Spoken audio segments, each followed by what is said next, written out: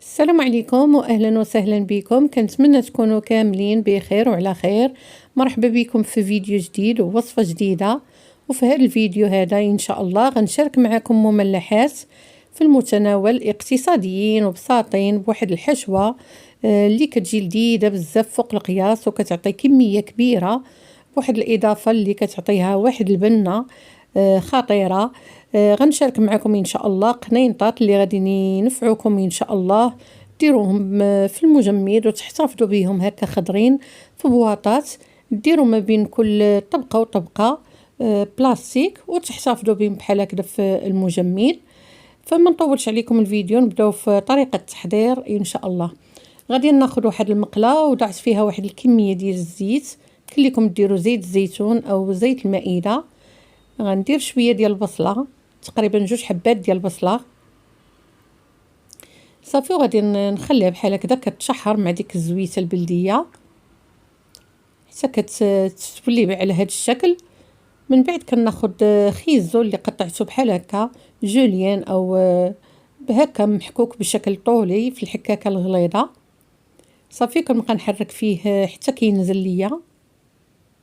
نحاولوا اننا هاد الخضار ما نطيبوهمش بزاف حتى كينزلوا بزاف، باش كيبقى القوام ديالهم واقف وحتى الفائده كتبقى فيهم. صافي غير كيدبالوا واحد شويه وصافي وكنحبسوا الطياب.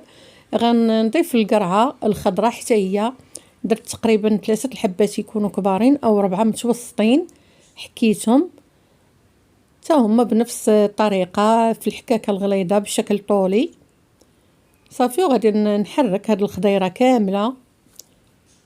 هاد الحشوه راه كتجي لذيذه بزاف، تقدروا تحضروا بها بريوات، قنينطات، بسيطلات صغار اللي يعجبكم. المهم هو ان هاد الحشوه راها كتجي لذيذه بزاف. صافي وهنايا خديت الصدر ديال الدجاج، قطعته قطع تكون رقيقه بزاف، حاولوا انكم تقطعوه رقيق. صافي من بعد ما ضفت الدجاج غادي ندير دابا التوابل. غندير شويه الملحه، شويه ديال الابزار، وشويه ديال الفلفله حمراء. انا درت هاد التحميره اللي ما فيهاش الزيت، كتكون ناشفه. صافي وغنزيد واحد المعلقه تكون عامره مزيان ديال البودره ديال القشور القمرون، هما اللي كيضيفوا واحد اللذه اللي كتجي خطيره في هاد الحشوه او في هاد المملحات، كيجيو زوينين وبنانين بهاد القشور ديال القمرون. كنزيد شويه ديال السكينجبير، شويه ديال الحار، الا كان عندكم الهريسه تقدروا ديروها. وكندير كذلك واحد المعلقه ديال القزبر يابس، ومعلقه كذلك ديال التوابل بسطيله ديال الحوت. صافي كنخلط هاد الحشوه مزيان حتى كيتجانسوا المكونات، وتكون النار شويه متوسطه، ما تكونش ناقصه باش ما كتطلقش لينا ديك الخضار الماء. وهكا كتجينا ديك الحشوه فيها الماء وكتبدا تقطع لينا الورقه ملي كنبداو كنعمروا فيها. صافي وفي الاخير كنزيد واحد المعلقه كبيره ديال صلصه الصوجا. وردوا بالكم انكم ما تكثروش الملح في الاول الا كنتو غتزيدوا الصلصه ديال الصوجا. صافي من بعد كنضيف الشعريه الصينيه اللي رطبتها في الماء وقطعتها. صافي وكنخلطها مع الخضار حتى كيتجانسوا مزيان، وكتشرب لي هذيك الشعريه كتشرب التوابل والنكهات ديال الخضار وديال الدجاج. صافي كنبقى نحرك فيها بحال هكذا حتى كتنشف من الماء. صافي كنحتفظ بها جانبا. كناخذ نفس المقلاة، كناخذ هنايا واحد العلبه ديال الشامبينيون، درتها في الهاشوار، قطعتها رقيقه بحال هكذا. صافي وكنصوطيه في ديك شويه ديال الزيت البلديه.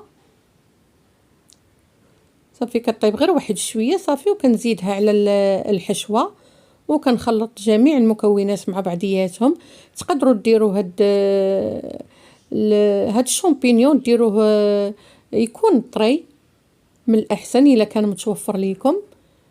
صافي من بعد ما خلط المكونات كاملين غادي نوزعها بحال هكذا ونخليها حتى كتبرد.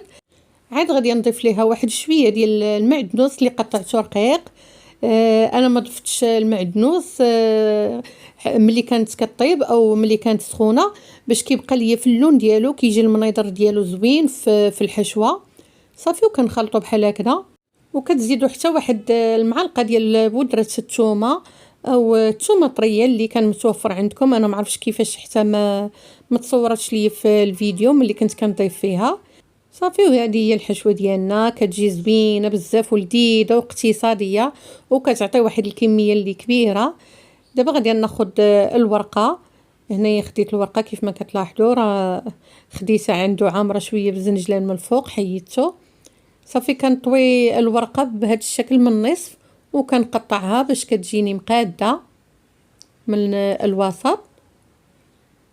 صافي وغادي نرجع هذاك النصف غادي نقطعوه حتى هو على زوج باش كيجيونا دوك القنيطات كيجيونا مقادين. غادي نحيد الجوانب الا كانوا ناشفين شي شويه، كيف ما كتلاحظوا راهم ناشفين شي شويه، غادي نحيدهم باش هكا كتجيني الطويه زوينه ديال القنيطات. غير جربوهم ان شاء الله راه غادي يعجبوكم، كيجيو بنانين بزاف. تقدروا ديروهم حتى بسيطلات او اللي بغيتو بريوات، المهم هو المذاق كيجي زوين بزاف. صافي من بعد ما حطيت الورقه بحال هكذا على الجهه اللي ملسه هي اللي كتكون في الاسفل، والجهه الحرشه من الفوق كندهنهم بشويه ديال الزيت. صافي وكنوزع الحشوه تقريبا شي معلقه كبيره او معلقه ونص. وبالنسبه للقنيطات تقدروا ديروهم بطوالين، انا كنفضلهم بحال هكذا كيجيو زوينين بحال هكا طوالين، كيجي الشكل ديالهم زوين. تقدروا ديروهم المهم بالشكل اللي بغيتو، المهم هو المذاق. كيف ما قلت لكم كندير شويه ديال الطحين باش كنلصق هذوك الجوانب وكنطويها بهذا الشكل كيف ما كتلاحظوا. كنحاولوا نديروا الاصابع في الجوانب باش هكذا كتشد لينا الحشوه.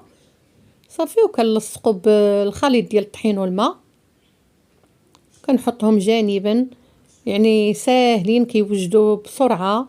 حتى بالنسبه للمبتدئات اللي ما كيعرفوش يطويو البريوات، بالنسبه للقنيطات راه كيكونوا ساهلين في الطي ديالهم، يعني ما كياخذوش واحد المجهود كبير، كيوجدوا بسرعه وحتى الطويه ديالهم راها سهله. كيف ما قلت لكم نحاولوا دائما الجهه الملسه هي اللي كنديروها في الاسفل، والجهه اللي حرشه من الفوق كندهنوا بشويه ديال الزيت، كنحطوا واحد شويه ديال الحشوه. اللي بغيتو ديروا معمرين بزاف راه كتزيدوا في الكميه ديال الحشوه، كيبقى الاختيار ديالكم، ولكن حاولوا انكم تعمروهمش بزاف باش ما يطرقوش لكم ملي تكونوا كطيبوا فيهم. وترخفوا يديكم ما تزيروهمش، حتى الا زيرتهم راهم كيطرقوا في الطياب. صافي كنلوين بحال هكذا وكنخليهم جانبا. وهذا هو الشكل ديالهم. يمكن لكم تحتفظوا بهم بحال هكذا. كنفرش بلاستيك غذائي لهاد اللاطه ديال الفران وكنرجع نغطيها بلاستيك غذائي من الفوق وكنخليهم حتى كيتجمدوا، وكنجمعهم كنديرهم في واحد البواطه وكنحتفظ بهم في المجمد. الوقت اللي بغيتهم كنجبدهم مباشره، اما كتقليوهم ولا كتدخلوهم الفران مباشره. وهذا هو الشكل النهائي ديالهم. كيجيو زوينين بزاف وكيجيو لذاذين ورائعين واقتصاديين. والحشوه يمكن لكم ديروا بها البريوات، ديروا بها بسيطلات صغار، مهم هو المذاق كيف ما قلت لكم.